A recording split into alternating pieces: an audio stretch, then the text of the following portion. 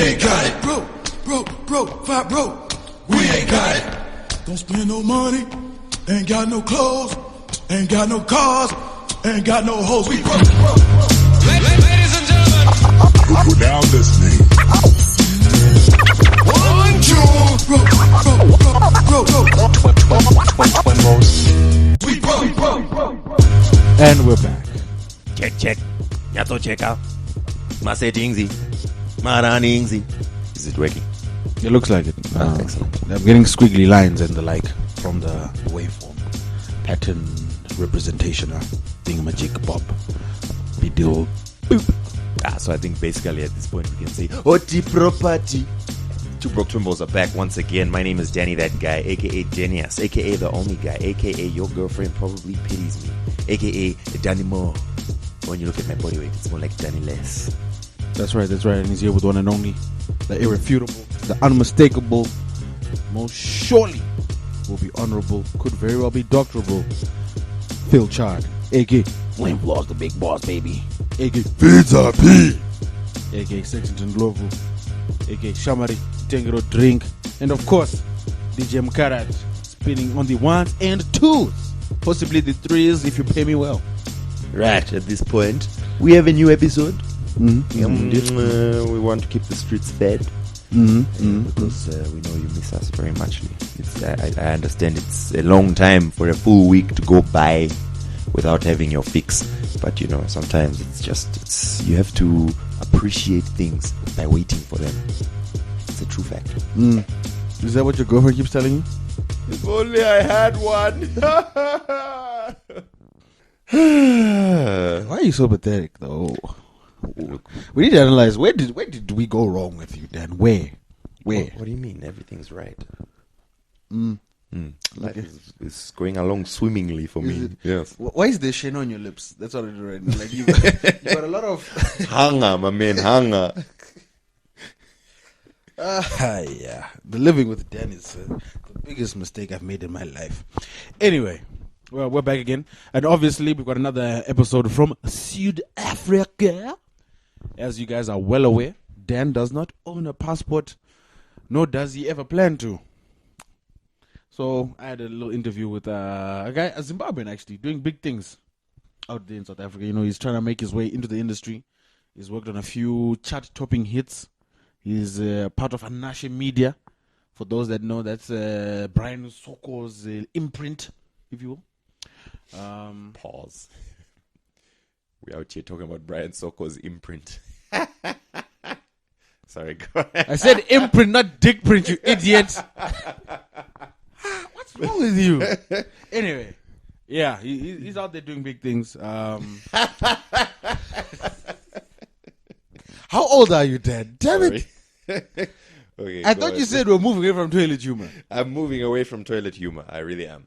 I've decided that from now on, because people keep meeting me in the streets and doing like stupid monkey dances and stuff, I'm like, look, okay, from now on, I'm going to do intelligent, witty humor. I find it apt and funny that when people see you, their first inclination is impersonate a monkey so we can relate. Anyway, yeah, so Thaiwanda Thai, also known as, it's Thaiwanda Thai, sorry. Also known as Thaiwanda Mujaji. He's a writer, producer, rapper, singer, doing a lot of big things out there. We spoke about some of the music he's made, about his new single Animale, which we'll play at the end of this episode. So look out for that. And yeah, it was a good episode, and you guys should enjoy it. But of course, another pressing issue on the streets right now is we're now a few days away from Shoko. Shoko Festival. And as you guys know, two Broke Twimbos are closely aligned with Shoko Festival. We're almost part and parcel, if you will. So much so that Shoko came to us and we're like, guys, we wanted you guys to perform, but we just couldn't fit you guys into our budget because you guys are headline A-list acts. Yes. But what we can do is we can speak to you guys and offer you a hosting position. Like if you guys don't mind hosting Shoko Festival for us. So we were like, you know what, guys, we're a little insulted. But because you guys are like our children, we've taken you under our wing, so to speak. We've given you guidance. Sure, We'll help you out. So for those that aren't aware, Friday night, which is the hip hop night, the night with The Casper. Mr. Casper on your vest, and apparently Ray D's will also be DJ on the night. Noble Styles. No, Noble Styles is Thursday. Noble Styles is Thursday with Trey Young and Boosie. Boosie. Just to give you guys My a little baby Boosie. inside view of the negotiation table. We were really a few seconds away from calling it Broco Festival. That's how much they wanted us there. But look, we thought let's not mess around with your name. Let's stay on brand. Yeah. brand. Yeah, because if anything goes wrong at Shoko Festival, then everyone's like, look, it's Broco Festival, and then Yeah, and we brocoed it.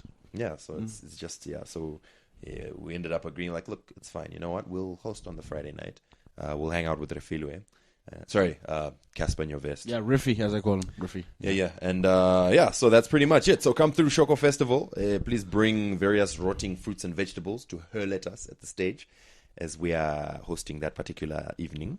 That is true. It's I'm just trying to think some of the things to look forward to. The Thursday night headline act is obviously Boosie. Friday night, Casper in your vest, and a whole host of local acts. Let's not forget the gotta be our gentle brother, Tall Ass Mo will be there. Yeah, Tall Ass Mo. Our gentle brother. I found it very difficult too because we were doing promo for it on radio, so it was like because I mean there's certain things you can't say on radio. In fact, we actually had a memo that these are the words you cannot say on radio. It was one of the most funniest emails I ever read. And ass was one of those words. Wait, hold on. Hold on. So you cannot say ass, but you can say nigga. Apparently you can.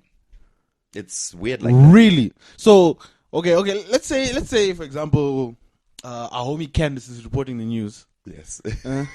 And livestock has been stolen. Good evening, ladies and gentlemen. This is the evening news. I'm Candice Makalele. Tragedy reigns supreme today in Rusape when a man was robbed of 2 of his livestock. The 2 were stolen from him. These are not to be confused with donkeys, as these are mules. Or mules, as these are purebred. Is that what's going to happen? Look, I don't know. All I know is you can't say ass on radio. But you can say it on this podcast. We have a bit of freedom on here, and here we're talking about Tall Ass Mo, which is his name. So, But exactly, if it's his name, how's it a curse word? Look, it's like what if I know Fakada, and I'm like, yo, Mr. Fakada. Anyway, so because I know Mr. Fakada. Deep Fried Man is also going to be there. Looking forward to the comedy nights. They're always dope. Although in the past years, I seem to have noted like the international acts, whether it's because they've put more work into it or because they've been exposed more or whatever, they always seem to have better sets than our local acts. And I'm thinking, come on, man, local acts should understand the audiences better, which means they should be able to make them laugh more. I actually had this realization last week while I was across the border, across the pond, Yes. if you will. If you look at it this way, certain artists in Southern Africa, because the entertainment industry as a whole is so developed, they are getting booked sometimes as much as 4 to even 10 times a week. That's 10 performances a week. That's 10 points of reference. That's 10 times where they've seen what works and what doesn't work and they've improved on it. If Zimbabwean comics are only getting booked once a month or twice a month, if they are lucky, they maybe go on 1 or 2 tours a year. I mean, at the end of the day, those guys are reaching their 10,000 hours in South Africa faster than the Zimbabwean artists. So they're going to be more polished. It's not whether you know the audience. It's now, because comedy is all about delivery, bro. It's all about timing and delivery. It may take longer, but I mean, it's been a couple of years now. I mean, the comedy, our comedians here have been here for a while, and they've been, fair enough, they're not doing 10 gigs a week, but it may take much longer if you're only doing 1 or 2 gigs a week, but you should get there eventually, and I don't know. Anyway, we'll see. I'm looking forward to it. Some of them are funny. Some of them. We'll see how it goes. Shots Doc fired. Vikela. Shots fired. I thought he was hilarious. He's gonna be performing I think both the Thursday and the Friday. I can't remember. I'll have to check the program again. Yeah. Doc Vikela. This new guy, his name's Long John. Pause. He's one of those, like, man, if you get your 10,000 hours, you're going to be hilarious. But he's funny. He's funny. I'm waiting to hear him. So it's going to be dope. Anyway, comedy night. I mean, and then, of course, on Sunday, we take it, on Saturday, we take it to the ghetto. In fact, no, that's actually a derogatory term. What? But I was just trying to use the tie-in with Casper. But we're in Twimbos. Yes. For Peace in the Hood. Peace in the Hood. With my main, our top shatter. Our top shatter. Dadzadi. Who, as you guys know, gave us a dub plate last year. Yeah, well, it's what we do. That's what we do. I think we should get a part 2 of the dub plate. We need to finalize on that Feeds Up Pete. That's a D collabo. DP, as I like to call it. Not to be confused with double. Right, guys. So yes, no, Shoko Festival has to be a thing. It's dope, man. It's one of my favorite events of the year. And obviously, I'll be getting a new dress for the occasion. Yes. So look out for me on the red carpet at Shoko. Yes, we're gonna be out there taking selfies and stuff like that. We may actually not have to dodge security this time around because I think they're expecting us. Yeah. What? Which is, I don't know how to deal with. I don't know how to go in through the front door. I don't know how to handle this newfound fame we have. I mean, what? We're getting accredited and everything, son. We out here. So yes, guys, if any of our 3 listeners are at Shoko Festival and you see us, do come over. Say hi, buy us a pie, a drink, perhaps. Don't touch us because we don't know where your hands have been. But we're accessible to the fans. Are we going to be able to give anyone like entrance? Free entrance? I'm glad you asked, Dan. Funny enough, the 2 Broke Twimbos do have 8 tickets available for our lucky listeners. And we'll be giving these away throughout the course of the week. All you have to do is tweet us and tell us who are the headline acts. Just name one of the headline acts at Shoko Festival 2015 and you could win yourself a set of double tickets. Sweet. Terms and conditions apply. Yeah, basically what Phil means by that is if you're a hot female, you're more likely to win. These are the facts on the ground. And if you are a hot female who is responsive to my advances, it's literally in the bag. It's literally a no-brainer. No-brainer, really. No, seriously, I'll make sure it's fairly distributed. But yeah, just tweet us so that you have to understand that we sort of sold a dream that we got loads of listeners, man. You got to give us tickets. We got to give away. So yeah. Please actually just tweet us so that we can just give. Even if you're like in Sweden or something. Then Yeah, say, congratulations. Just so so it looks like we're actually doing something. Was that a shout to Sarah?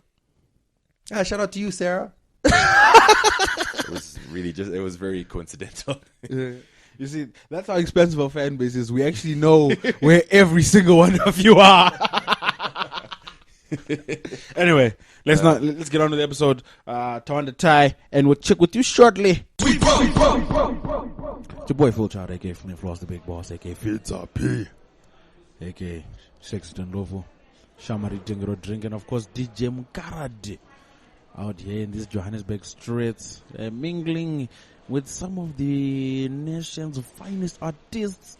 And as I was enjoying a leftover burger in Santon, I came across a young dreadlocked fellow who's doing a lot of big things out here in Jobeg. He's building a little reputational following, if you will. He's been on the music videos. He's written some songs. He's A&Ring for companies and the like. A young Zimbabwean born fellow too. Yes, yeah, we are proud of you. The son of the soil. What do you want? I'm alright, Wakuru. I'm alright. That's great. That's great. Of course, I'm here with Thaiwanda Thai. How are you doing, sir? I'm good on you, man. Good on you, man. Actually, very exciting to actually relink, man. It's been a while. Yes. It's not like I just had a meal with you. Yeah, man. But yeah, it's been dope catching up, man. Definitely excited about the next coming year. Definitely excited about the stuff you guys are doing out there in Zim. 2 Broke Twimbos. Man, I'm about it. All right. We appreciate that. So that makes us now have 5 fans. So in your face, haters, we out here. In your face. So yeah, Ty, why don't you give us a little breakdown? obviously, I know you're quite an accomplished and talented producer, songwriter, artist. Thank you. But for those that are a little unversed in your musical skills, why don't you give us a little breakdown of when you started in music, what you started doing, and when this love affair with the Dudu Chaz began? Well. Let me start off from the core, the beginning of the story. Pretty much relocated out this side back in '04.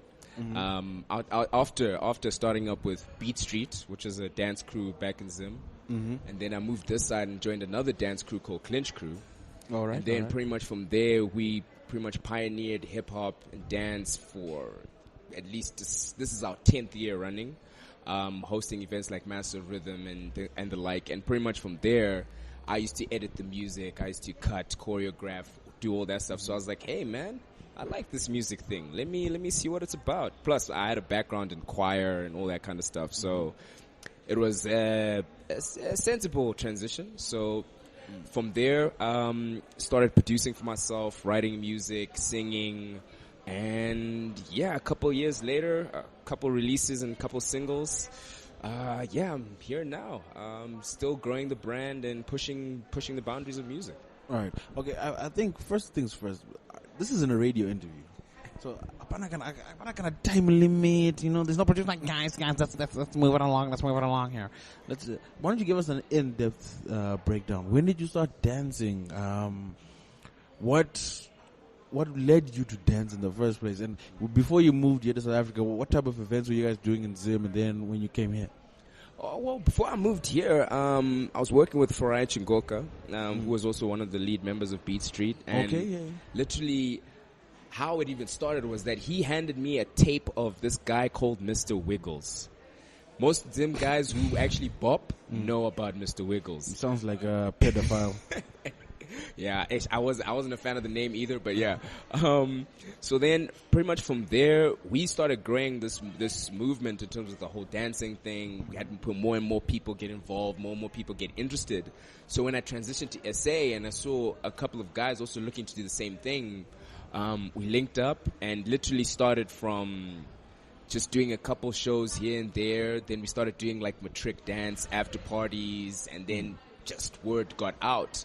Next thing, every school wanted us to be at their next party because it wasn't a party till Clinch was there. So essentially from there started growing more. Then we got into doing the actual events, Masters of Rhythm, where it started off at just a school hall. We even shocked at how many people came out to the event.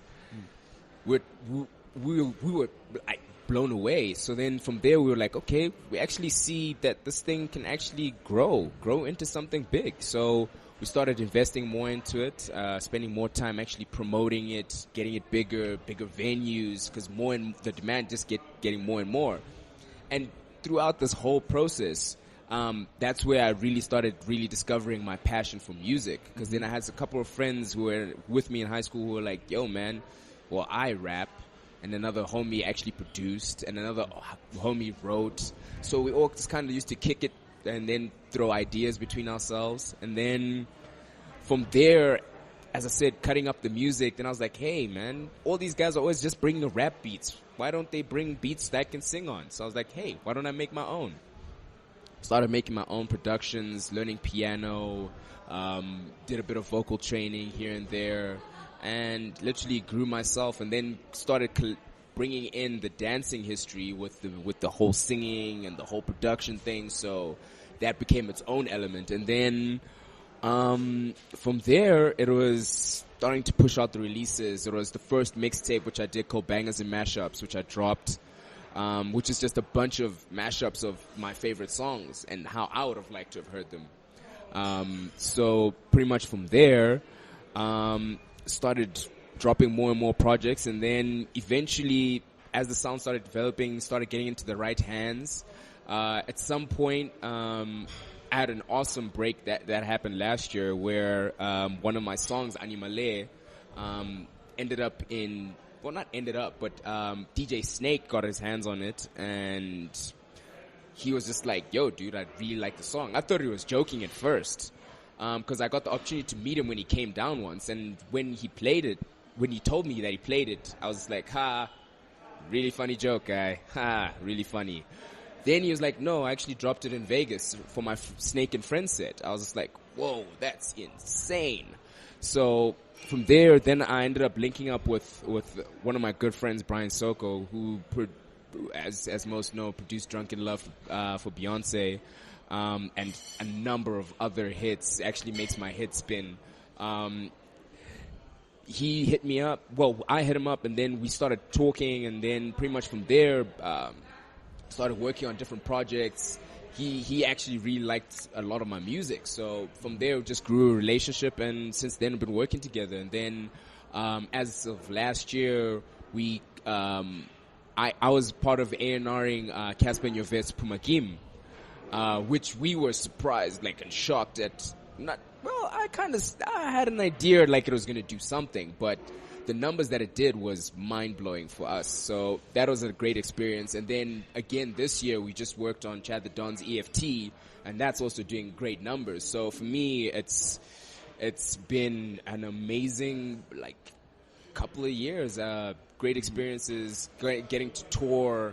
Been to Botswana a couple of times. Been out to Zim. Need to come back to Zim more often. And then, just been pushing a lot of projects out here in SA. Working with a lot of dope artists. Currently working with DJ Slick, DJ Radix. We just did Pretty Black Rose together. Also working with, I'm supposed to be getting a studio with Heavy K soon. Looking to do work with guys like Aeon Wolf, who are actually popping off this side crazy. Looking to do some work with OK Maloom Cool Cat, and a bunch of different people. People I'm genuinely fans of their music, which is one of the core things I like to focus on when I'm working on projects.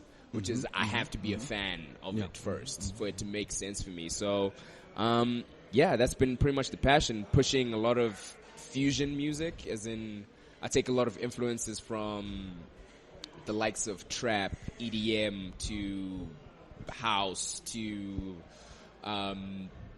future trap, like a myriad of different things, even like Afrobeat. So been listening to a lot of different things, and it just culminates into the sound that I currently have now. Okay. Which I'm still looking for a label for, but I'm working on it. All right, I'm saying big things, big things.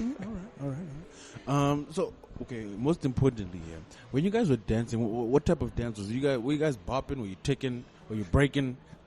Well, in terms of the dance, we were serious about, we must be technical about this. So it was I was a popper. We had some lockers, and there is a difference. There's no such thing as pop locking. I made it a mission to myself. Any opportunity I get, I will express that it's not the same Anyone thing. that knows, guys. The line is let the poppers pop and the breakers break. It's not like the poppers and poppers break and pop. No, guys, come on, be silly. That's what I've been saying. I've been saying. Let the poppers pop and the breakers break. So that's the thing. So for me, I was a popper. We had break dance as part of the crew. We had, even with Clinch, we actually got to about 35 deep at some point, where we had artists, we had DJs, till we had trimmed down the team. It's way too much admin to keep track of 35 people. Yeah, I'm just trying to think. So you guys are splitting a chick 35 ways.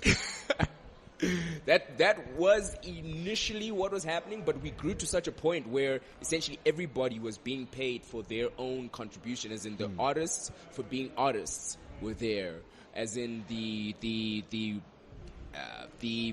essentially the DJs who were there were being paid for being DJs there, and then we'd essentially be the dancers.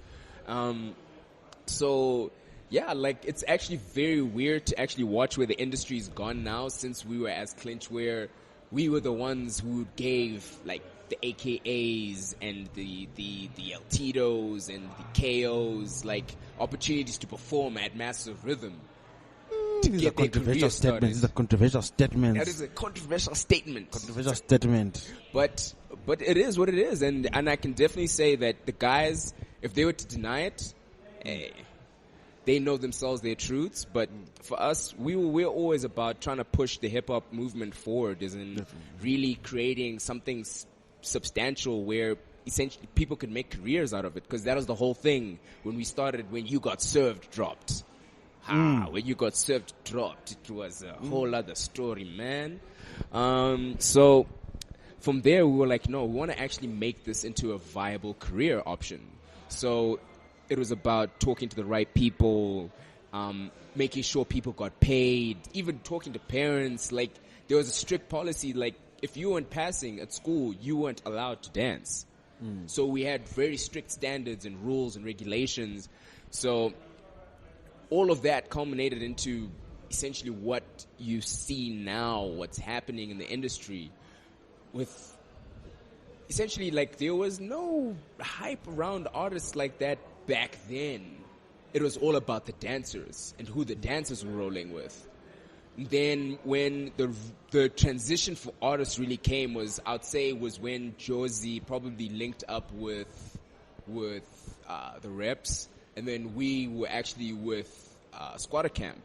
So we would share the stage with Squatter Camp like all the time. We were like good. We built like good relationships with the guys like Slicker, Sugar Smacks, and pretty much because they were also about the same thing, about campaigning about the growth of hip hop. So that's what I'm saying. From that whole old history, it developed into what most people see today. All right. So as a dancer, I've always wanted to know this. You're in a club, right? Mm-hmm. You there with your little shorty, you know what I'm saying? She looking cute. She got the little dress on. You know, you walk over to the bar, get her a drink. You come back. Some dude who's from another dance crew is macking on your girl. Alright. When you step up to her, like, hey, bruh, get off my girl. We're beefing. Are you guys throwing punches, or are you getting into a dance battle? Like, are you guys gonna start like, hey, you better back? The great thing about the dancing aspect, it never had to escalate to punches, because once you handled on the dance floor, enough was said, sort of thing. So in those scenarios, it used to get real. Like, circles were like it was cutthroat. When the circle opened, oh snap! There'll be instances where you'd get to a circle and you'd look up and there's like at least 4 or 5 guys from other crews, and you just look at each other like, who's going in first? Yeah, it's about to be on right now, son. It's beef. It's about to be on right now. We're about to get down. Right. Yeah, man. It used to get crazy. Like, people used to legit get sour at us, because even when guys would just come to just turn up at the club and there's dancers, trust the attention's going to be on the dancers, because they're going to open a gigantic circle and do choreography throughout the night. Yes. I used to have the same problem, but what I've learned is just throwing a bottle or two into the mix, it solves all these problems. Yeah. You'd be surprised. There's some diehards out there. Cracked bottle on their head. He's bleeding. He's there. Head spins. Still cramping. There. All right. Hey, so what school did you go to in Zim? In Zim, I actually went to a couple. I started out at John's, then I transferred into Hartman, then from Hartman went to George's, and then when I was at George's... Isn't Hartman in Gueru? No. Hartman House was actually down the road from the presidential house, yeah. Yeah. My bad. So then I went to Hartman, and then from Hartman went to George's, then from George's, that's when I transferred over to SA. Okay. Your family moved here? Yeah, family moved here, pretty much to pursue business opportunities, things like that, grow. Okay. So musically now, you basically touched on, you started producing. What were you using to produce? Fruity Loops? Yeah, Fruity Loops all the way. Actually, surprisingly, like a lot of producers, most of the biggest hits out there are actually generated from Fruity Loops. Yeah, but if all these copies were actually paid for, I think that Fruity Loops are like, they must feel so shortchanged. They're like, wait a minute, we've been feeding the Billboard charts. What's going on? Wait a minute, I don't remember him buying a license. Check out database. Does he have a license?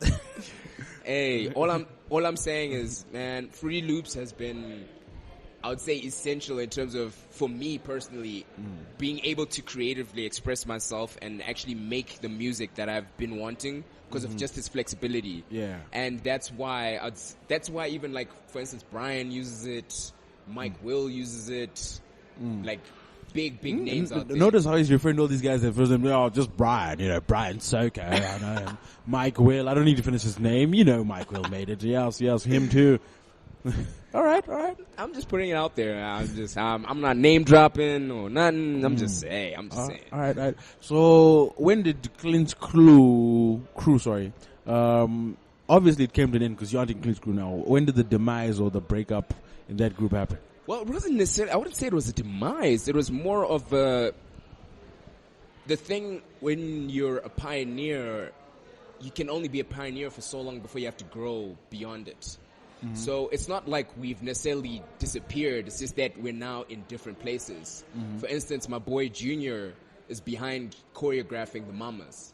My boy Simba, he's behind Sprite Uncontainable. Yeah. Okay. So we haven't disappeared.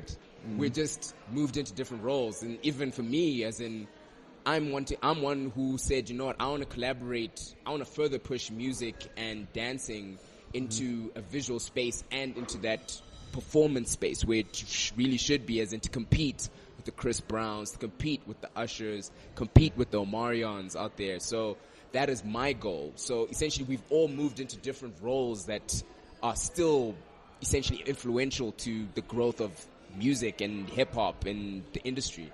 Okay.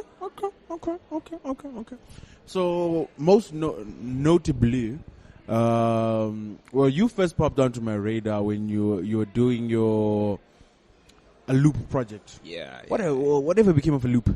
A loop is still around. What's happening right now is that I'm actually working on the full project itself. Looking at a 6-track EP, then probably going to do another full album for it. And essentially want to push it throughout Africa and collaborate with more African talent, as in it did wonders out here. It did crazy numbers in Uganda. It did Ghana. It did Zambia, Kenya, Tanzania, Botswana, Malawi. So okay, stop showing off. That's right. You are. But you said I must be telling the people what's going on. But yeah, it did amazingly well, and for me, even why I've been focused so much on essentially SA per se is more. It's a very tough market to break into, but it's a space for me to actually be able to, how would I say, create avenues to collaborate even Southern African artists with West African artists, East African artists, people that I've connected with, people that I've linked with, just to grow African music as a whole. And for me, also represent Zimbabwe in the process. Because my dream is to eventually someday have African music stand on its own merit, much like how the same way American music is respected, European music is respected, and even South American music is respected. As in, I want African music to have its own imprint as well on the world, where it's fully recognized. As in, I don't want that whole thing of where shows will have awards for African artists at the pre-show, so they don't necessarily get aired on the actual shots fired. I'm tired of that. I want that moment where, you know what, as African artists, I can go straight after Pharrell has taken his award. I'm going on stage to also take mine. I'm gonna go home, represent my country. So that's where I want to see African music move to. Okay. What does a loop stand for those that are unassociated? A loop stands for the Audio African Loop Project, which is basically, for me, was I come across in my work at A&Ring, as even just doing work with Anasha Media Group with Brian. Pretty much, I come across so much dope talent that no one gets to hear. So I developed a loop because I was fortunate enough to be on a platform where I could put out the music and it could be heard by people. So I wanted to team up with other artists from other regions who I also felt were really, really dope and needed to be heard. So that's where the project and the passion for it stemmed from. Okay. So you dropped a loop. In fact, I think you didn't list who you worked with, because I think One Hell of a Night was one of my favorite joints. That was a dope joint. I think there was Zeus on there. Those young that was on Karma. The Good Life. Yeah, The Yeah. Good Life. There was Zeus. There was Melly Mel. Then I also worked with Karma. And then on That Good Life, I worked with a homie by the name of Antonio, who's from Tanzania and US. And then also on That Good Life, worked with my close collaborative partner, Melly Mel as well. And been pretty much really pushing for those projects to like get out there, and those first 2 singles did crazy for me. So for me, I'm now actually very amped on when I finish the actual project. I'm very excited to have people hear it. All right. And since then, what have you been up to musically? Since then, I've been actually growing my brand here. Have my own publishing label, have my own companies that I've developed here. Yeah, you have to. Yeah. You have to. If you're gonna be independent, you have to own your music. So for me, that was what I did. I set up my companies, and essentially, you have been growing those steadily. And I essentially took a year off from last year in terms of from releasing, so I could essentially build myself and also venture into different avenues. Like I've gone into business where me and my brother partnered up, and we've gone into construction, building materials, supplying sort of thing. Typical Zim guys, you just business minded. Yeah,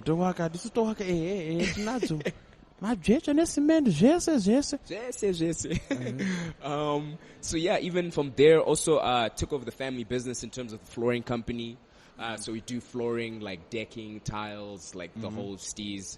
And then do you do dance floors? Hey.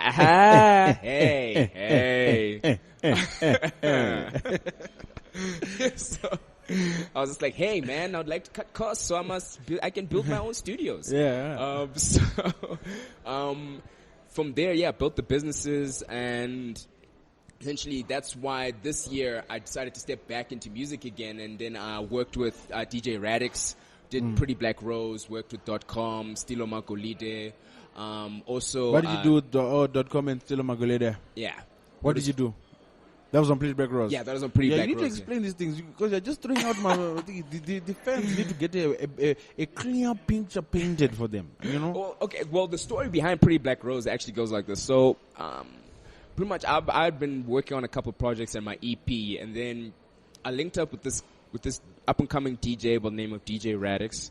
And then he told me like, yo man, I really want to put out a song, because at the time, Dimples and like every DJ was dropping. Dimples changed the game. He changed the game. He made it real for people. Like the Milkshake was also dropping singles. So he was like, hey man, I want to check out if it's possible to do this as an up and coming DJ.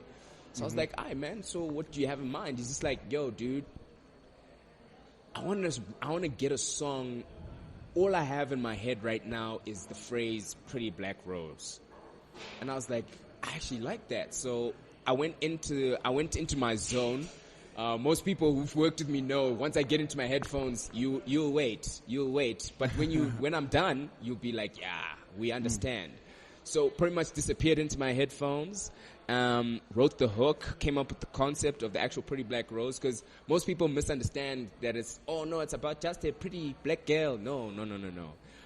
That too, but it's about celebrating rare flowers, like those rare girls who you don't see often, in terms of the ones who are really grinding for themselves, who are independent, making their own money, educating themselves, who strive to not only just educate themselves, but also they're pushing forward for their communities, pushing forward for just the development of not just themselves, but others. So that was what the song was dedicated to, as in those are the pretty black roses that I'm talking about. And yeah, then he was like, yo man, I've got an idea. I want to put .com on and Stilo. I was like, those are two great artists that I'm actually keen to work with. So we linked up, and then Stilo sent through his verse, Dot sent through his verse, and then I went in on the production, mixing, mastering, and yeah. A couple of weeks later, we had Pretty Black Rose. It hit the charts, and it was absolutely, again, another shocker. As in, the song in a matter of weeks was clocking 10K a week almost. It was insane for us, as in for us as up and comers. And to see it grow and like the fans has been amazing. And then after that, shortly during that same period of time, I linked up with a good friend of mine, Shelton Forbes, who presents on Vuzu. And he was like, yo, man, I'm also one of those guys. I come up in the dance game, and I really want to bring this music thing into it. I was like, oh, no, I totally relate. It's literally something of what I'm trying to do. So that's where we kind of, how would I say, our minds met, and we were like, all right, cool. Let's put something together. And we essentially started off like with one song, then became 2 songs. Then now we're actually an EP deep into the project, and then we decided, hey, let's release Butterfly, which is one of the songs on the project, and that was another shocker of note, as in like literally I would have people from all corners of the industry telling me like, yo man, I heard the Butterfly song, it's amazing, shout out to you guys. And I was like, wow, people are really being receptive to the music. So for me, it was a signifier that, you know what, if these people are all saying that, you know what, you're in the right direction, then hey, once, twice, 3 times in a row, yeah, you must be on track.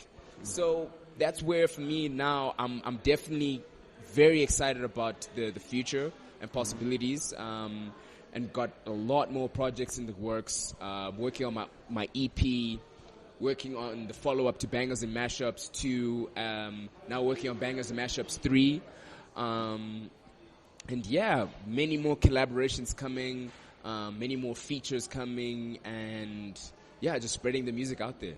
All right. You spoke of you working with Brian Soka and Nasha. How did that link up come about?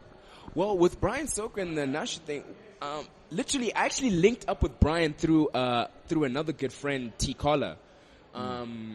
Also doing big things. Big things. Hey, yo, shout out to T. Collar, one, for getting the Power placement. Yeah. He's on 50 Cent's Power series. Really? Yeah, he did the outro song for season 1, episode 3. Check that out. With another artist, Chris Batson. And then he just did the Chris Brown, Rita Ora, and now featuring Fetty Wap song. And I want to say shout out to him because when we linked up in Zim not too long, well, actually a while ago, he was telling me about, yo man, you should check out this other Zim dude by the name of Brian. I was like, really? He's like, yeah, he did crazy stuff. He did Tap Out, he did this song, he did stuff for Future. I was like, for real? I was like, no, let me check him out. We linked up over Twitter. Like Twitter, I must say, Twitter is amazing, guys. It's amazing. Yes, don't we know it? Don't we know it? And yeah, we linked up because we had like mutual contacts and things like that. So we started talking, and then from there, I sent Brian some stuff. He sent me some stuff, and pretty much it was a whirlwind from there. We would just back and forth. And then when Brian came down last year to actually he was actually on holiday, but he was like, no man, I want to actually put in some work, get a couple projects done. So I'd gone out and like said, you know what, let me get word out, let me find out who I felt was like one of those guys who were really deserving. I wouldn't even just say deserving, but guys who were really putting in work and really making an impact with regards to hip hop. So we had meetings with everybody, and the craziest thing was that my history from the dancing game kept essentially popping up, because we would go into meeting after meeting, and it's like, but so and so knows him as well, and he knows him, and he knows him as well, and I'm not going to drop any more names, but yeah, it was so crazy to the point where just like, you know what, where he came up to me and was like, you know what, I believe in your ear and your gut, and you know what, that's why I trust you to be the A&R for Anashe here in Africa, and in South Africa specifically. And pretty much we've been working at it since, as in that's where essentially linked up I linked him up with one of my boys, Richie 1080, talented producer. And then also linked him up with the team that I'm currently working with. We go by We Are the Sound. which is basically a collective of songwriters, producers, artists, just a variety of just crazy talent. And pretty much, it's been just madness since, writing for projects here, writing for projects overseas.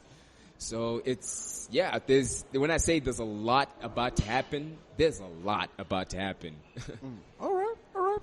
We see, as they say, the stage is poised. Very much so. It's poised for the takeover, and I see you doing your thing. You know what I'm saying? So definitely someone to look out for. So besides what you've mentioned, what other projects should our listeners look out for in the near future? Well, the current projects that are coming very soon. I have my 2 singles coming out. I've got Jumbo, Animale also dropping. Animale already dropped, but Jumbo and The System coming. That's off my EP called Animale. And then I have another EP that I've actually been meaning to drop for a while, called From Me to You, which is another sort of gift to my fans and everybody who's ever supported me, like even African Hip Hop Blog, like they were the first to actually like, yo, shout out, we see you, man. And then for me, outside of that, got my own another EP actually in the works, actually, called Stages. Then there's another one called Phases, which is coming as well. So yeah, a lot of work, because of essentially the variety of genres that I produce, because I'll produce from EDM to Afrobeat to hip hop to house to even funk soul, like just so much variety of music. So I needed to create projects where I could pretty much express every single one. Okay, all right.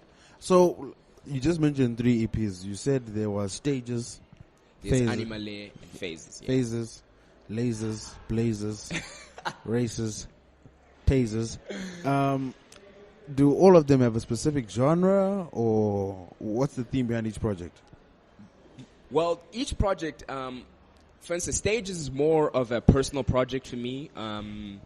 It was pretty much me sort of really venturing into myself as an artist, really discovering, really expressing my own stories and creating relatable scenarios and situations for my fans and listeners, wanting to create music with depth, not just necessarily like just... Because that's another thing that I strive for, is I don't want to just have music out. That's not my thing.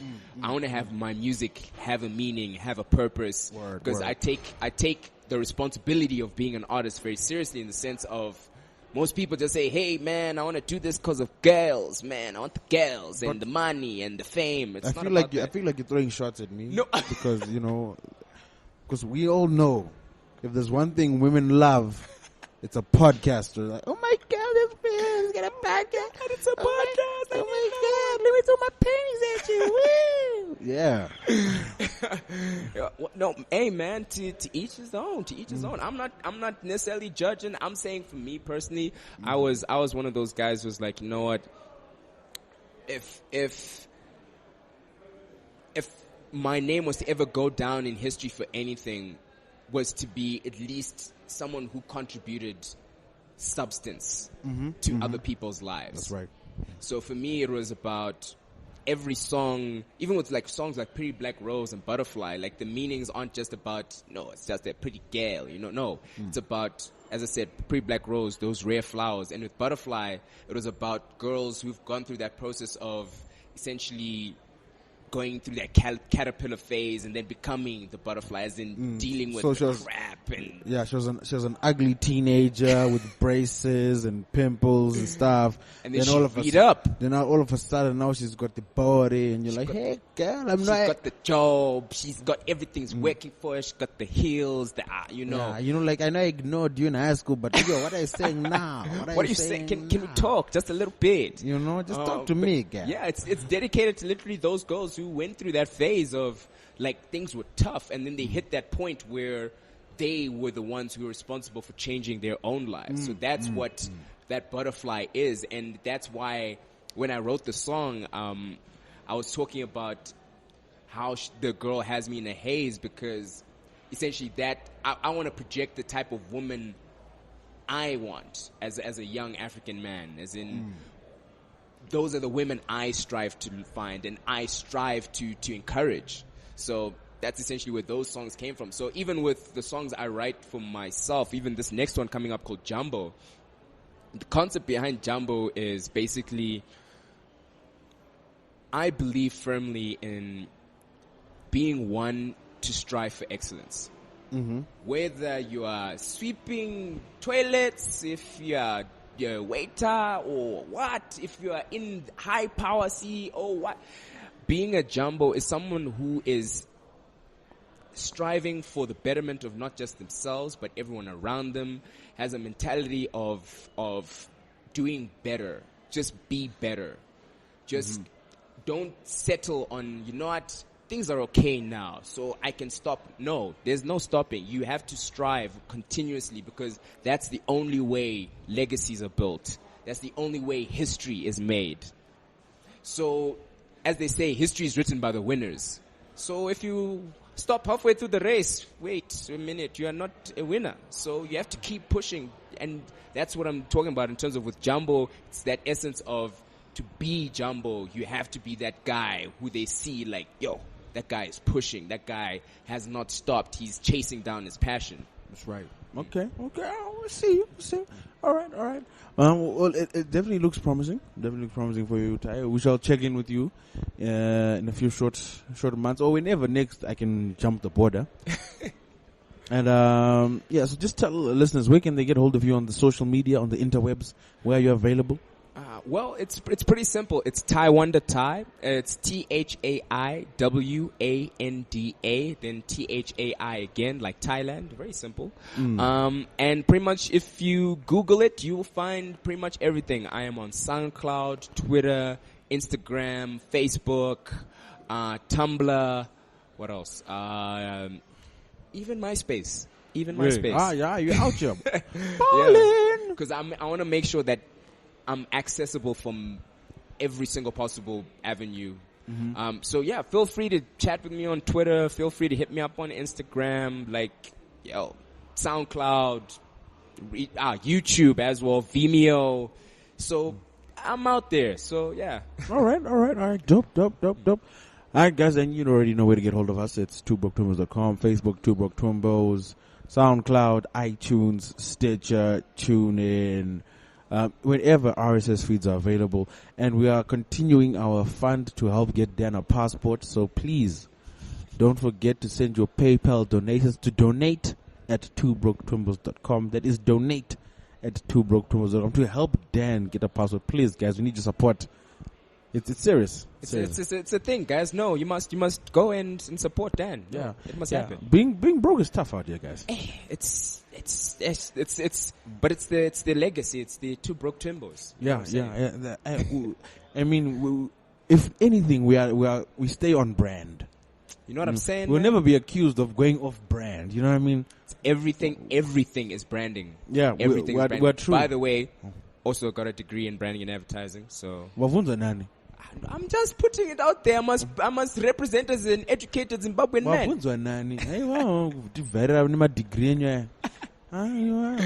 Anyway, yeah. So yeah, guys, look out for Ty. Don't forget to follow us. We'll be back next week with a new episode. Hopefully this time with Dan. But I really am enjoying South Africa, and being away from him has been such a pleasure. I might not go back. I just might stay here. I mean, as we all know, South Africa is very welcoming to undocumented Zimbabweans. These are the facts on the ground. They love us here. They love us. So yes, guys, keep it locked, and we'll be back next week. We out. Shout out to Two Broke Twimbos. Woo! And there you have it. That was the Two Broke Twimbos expose exclusive interview with Thaiwanda Thai. Shout out to Thai doing his thing out there, and hopefully see him soon. You know, he's doing big things. If you guys want, you can actually see him. He's in a couple of videos. As he spoke of the Pretty Black Rose video, he's obviously in that. He's also in the Puma Kim video. If there's the scene when they're in the hood at the shopping center, and you see a guy with a bowl hat and dreadlocks, that's Thai. So he's out there. He's just cameoing in videos here and there. Obviously, he's done stuff with Shelton. I've seen him on Vuzo a couple of times. Big things are gone. Big things are gone. All right. Anyway, so as per usual, thanks for chilling with us. Two Broke Twimbos. Don't forget Shoko Festival. Come through, tweet us, Facebook post, etc., etc. We are definitely gonna have a lot more posts about Shoko Festival, and we're gonna have a review. So Of course. But of course, what else can we do? yeah, it's going to be. If you are unable to attend, then at least you have Two Broke Twimbos to bring it straight to you as if you are there. Oh, by the way, I think I just want to mention this. Because we like to help people so much. Do we? We do. I mean, we want to. Word? Yeah, we want to promote and really boost the arts in Zimbabwe. So if there's any, When did we decide on this? no, I'm just saying if there's any, anyone who works with video editing, etc., who would like to have first-hand experience at working with two pros like ourselves, you should hit us up as well, man. Really? Yeah, Is they that the dream you're trying to sell? No, they should. I mean, like, if they want. Yeah, basically what happened is we've been dealing with some unreliable video editors as of late. We've been really trying to, up our content production, but they have not been conducive. So yeah, if anyone is interested or has the skills required to edit video, just editing, get a hold of us and we can discuss payment terms, i.e. none. Zero at all. But yeah. Alright, so hit us up and let us know what you think. Anyway, guys, thank you so much for listening. Zip it up and zip it out. We will see you next week at Shoko.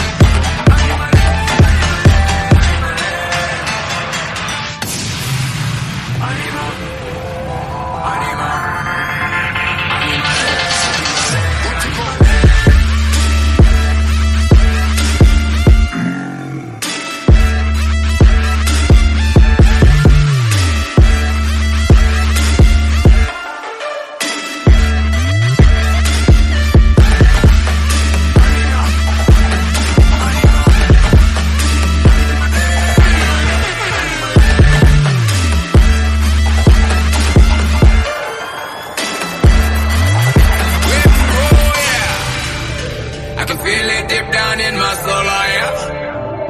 Sekusumuka kwezuwa, oh yeah, yeah. Unleash the animal, unleash the animal, unleash the animal, animal, animal.